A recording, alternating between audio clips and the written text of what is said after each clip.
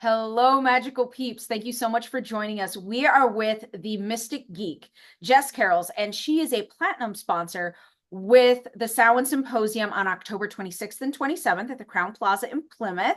And they have an amazing business where they help a lot of people, but they also merge tech. And we all know that not many of us witchy woo woo people do that. So we need a Jess in our lives, don't we? Yep, yep. Thank you for joining us. Can you tell us a little bit about why you wanted to be a sponsor for the Samhain Symposium and what you look forward to most this year? Oh, what I look forward to most this year. I'm excited about the vendors. I see we have a large list of fun vendors this year. And as always, Mooncraft Essentials, like the nice little candles. That would wait, no, Shadowwick, that Shadowwick. Sorry, I get those two mixed up. It's because they're so gorgeous. Like the logo is like a moon on it. So yeah, can I tell I'm neurodivergent? But yes, Shadowwick always has the greatest things out there, and I've been watching their Instagram, like, ooh, lots of cool stuff. So it's really going to be exciting to be there.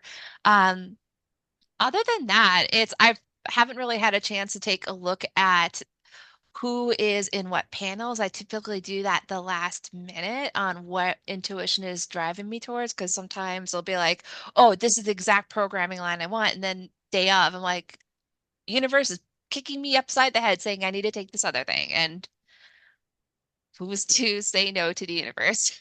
That is a very good point. And speaking of neurospiciness, the jury selected you to be one of the presenters at the Samhain Symposium. You're presenting at 9:30 in the morning on Sunday, and you're presenting about being neurospicy and being witchy woo woo. Can you explain a little bit about that? Because that one was something that I think so many of our community will learn from. Sure. So for those who don't know, I have ADHD, been undiagnosed up until last year. So trying to like navigate in the world, I've learned how to like build systems and processes in order to be able to survive. Because for those of us who were born with a female, there weren't tests or there weren't a whole lot of tests that were out there. It's like, so we have a lot of people who are undiagnosed on ADHD. You can also have depression. You can have a lot of other things going on. And then when we take a look at things like social media and all the fun aesthetics for witchy, we go and we take a look at, for instance, right over here. It's like all that perfectionism and comparison and all that stuff kicks in. So, and people feel like they're not doing enough. So I wanted to be able to share some of the things that I've learned through trial and error, both on the everyday type of stuff as well as more like the energetic, magical side on how do you navigate witchcraft when you're having a hard enough time getting out of bed, or you're just so busy, you forget to put the moon water out, well, at the same time, forgetting to eat, where it's to the point where it's like, when people talk about fasting for a ritual, it's like, that's my normal mode because I forget the food intake. So that's probably not a good idea to have that be a requirement. So, how do we live our best lives? And how do we incorporate spirituality into it? Even when we mess up. So a lot of that was what the driving force behind me putting in my submission for that panel was. Yeah, and that it's not perfection and that it looks different for everybody. I always tell my clients and people at events, I'm like, if it works for you, do it. Like, don't hurt Hmm. anyone or anything else. But like, being a badass does not, some people do it by the time. Like there are people who Hmm. do time magic that it's like, no, every Wednesday at 2:05 is when I Yeah. I forgot to Structure. pee that day. So 2:05 came and I was like sprinting to the bathroom going, I gotta pee. So no, it's not for everybody. So I love that it's accommodating. It's Yeah. finding what works. And you have been a sponsor before for the Samhain Symposium. What led Hmm. you to be a sponsor for its third year? Besides me harassing you about it. I was about to say beside you, we were going to joke around with that. So the thing about sponsorship that I like is it's for the ability for those of us who have the means and who have a genuine, like a desire for true generosity to be able to give back to the community. Um, I've run events in the past for different organizations, so I've seen what the budget was like pre-pandemic. Inflation is a thing, price gouging is a thing, and it happens in this area as well. So a hotel space can cost a lot, especially if we do things like making sure there's meals available, because if there's not like food options you can easily walk to, or if you want to have the food there so everyone can hold that space and hold that focus versus going off and getting distracted, it's very important to have those sorts of things. All that costs money. And then it comes down to who pays for it. It's not fair for the organizer to pay for it out of pocket. You should not be sponsoring 100% of the cost. And then it becomes a balance of things like how much do the individual registrants pay? How much do the vendors pay? Is there advertising? If there's advertising, that pulls away from the attention. So that then brings down for it to be accessible to the vendors and the community who make the event happen. That's where sponsorship comes in. So I have the means, and it was a stretch with this being a 2-day event, but I also believe that the universe will find a way to reciprocate to those who donate or contribute out of a genuine desire to help others. Those who go and try to do the whole like got like the whole prosperity gospel of I'll go and donate money to get to have the universe throw money back at me. No, no, no. That's not how it works on Mhm. it. This is about being genuinely present and having the faith that that kind deed will go rewarded at some point in the future. It may not be money, it may be in other things as well, but that's just the way that I live my life. Yeah. And I mean, if we're being honest about it, money is real. We live in a capitalist, Hmm. society. And so when people are like, things shouldn't cost any money, I'm like, that's fabulous. Who do you think's going to pay? Like, the money has to come from somewhere. And I don't know about you, but I don't have 15, 20, 30 grand sitting around. I would love that. Like, I would love to be able to fund Yeah. each event solo, but that's not the reality right now for any of us. So it takes a community. It's all about community and it's all about being there for each other in whatever way we can. Like the volunteers, several of my volunteers couldn't afford to attend the event, so they volunteer. Mhm. Several of the sponsors, they want to help the community, but they also love the bragging rights of being like, I'm a platinum sponsor for the Samhain Symposium, the most consciously inclusive pagan Mhm. event in the country. I helped make happen. They love being able to say that. And I'm like, yeah, you did.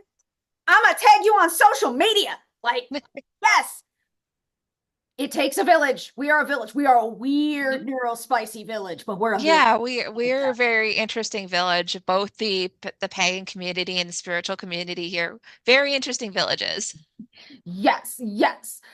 Lovable, labor of love, labor of love. Yes. So what do you, if you could tell someone, give them advice about like, oh, of course they want to come to the Sound Symposium. It's fabulous.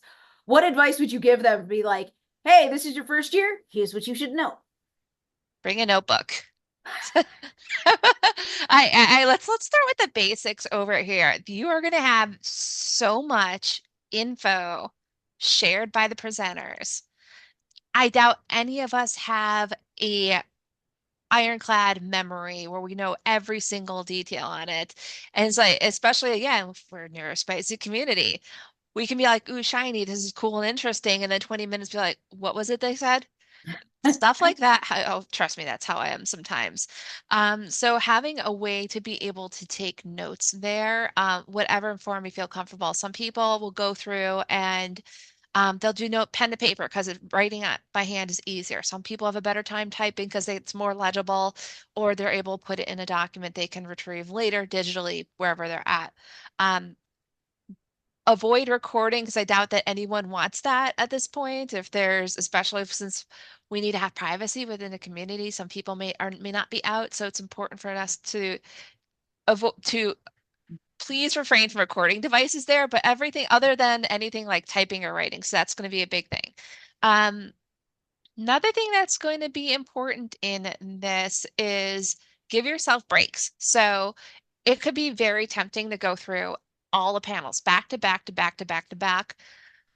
The reality is some of this is going to be emotionally activating for you, and it might be best after a extremely emotional or powerful panel to give yourself some time to go think things through. Yes, there's small times between those various panels, but at the same time, you might need more. You might need to find someone to talk to.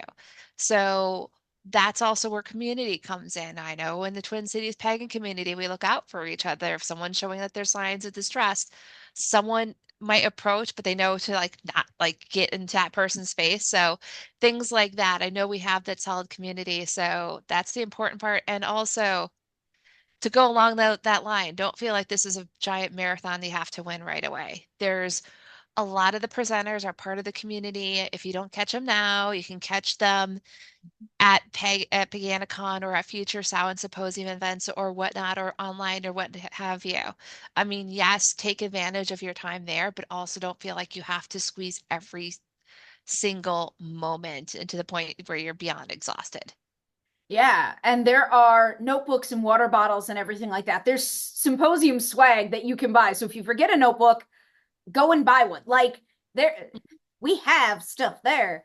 So I think that that's great. It's a lot of really valid points that like breaks and resting is so important and using the bathroom. Bio breaks are essential and make friends. Like Mhm. this is it's an event that caters to community Hmm. and everyone who's coming to the best of my ability is amazing and welcoming. And so just make as many friends as you can as you're there. So you are the owner of Mystic Geek, Hmm. the Mystic Geek. Sorry, there's a The there's a the yes. there's the The it's kind of like the certain show on Disney Plus, Agatha all along. I am the Green Witch. Like I am the Mystic Geek. I love it. I love it. So, as the Mystic Geek, what services do you provide and that are available to people who may be watching this? And as a platinum sponsor of the Samhain Symposium, if they wanted to reach out to you and work with you personally, knowing your connection and commitment to the community, is there a way for them to do that? And what services and magic do you provide? Sure. So, easiest way to get a hold of me and find my network of stuff, because of course, as someone who's ADHD, I have all the things going on. TheMysticGeek.com is going to be the place to go. That's going to be the branch out to my various services and offerings I have. So, on the services side, I am a tarot reader, I'm psychic. I also have skilled with palmistry.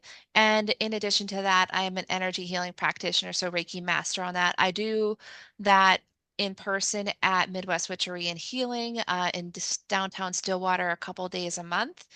So you can always go through their booking platform. Otherwise, online, you can also book a session with me again through my website. In addition to that, in this past year or so, I've started to branch out into making things too. So I make gemstone beaded bracelets.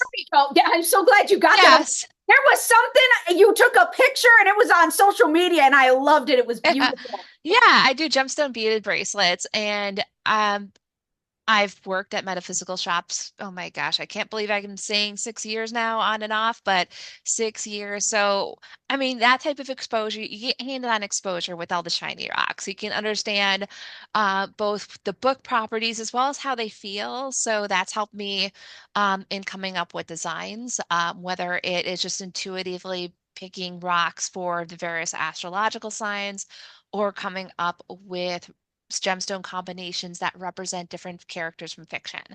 So again, easiest way to find that is to go through my main website. That's where you'll find the links for both my Etsy shop as well as my own private shop. I love it. That is fabulous. Thank you so much for making the Sound Symposium a priority for every year. For Somehow, all the being there years. for the weird things that happen and always having my back and the community's back. I greatly, greatly appreciate it as I message you late at night and inform you that someone has dropped out being a speaker. And would you like to? I I Well, love that you're last year was what, 48 hours, so I will take the 3 week warning. yes, this one was so much better. I'm like, oh, yay, Yeah. we got time. I'm going to give an admission on this. So the day prior, being the first of the month, I took one of my red candles. I went on, put on some butcher paper, cinnamon, nutmeg, and ginger. I'm like, okay, let's go with a nice pseudo pumpkin spicy manifestation for moolah and prosperity. Rolled it towards me. So yes, you, I'm getting a spell trick on this. Lit the candle, I'm like, cool, whatever. And then the next day, you message me saying, hey, I have a spot open for your presentation. I'm like, okay, magic works. Yes, it does. It so does. And you will learn more magic at 9:30 on Sunday for the Sound Symposium when the Mystic Geek will be teaching you how to be neurospicy and magical at the same time because they are not mutually exclusive. So go Mhm. forth, have a magical day. Come to the Sound Symposium October 26th and 27th, and we hope to see you there. See ya.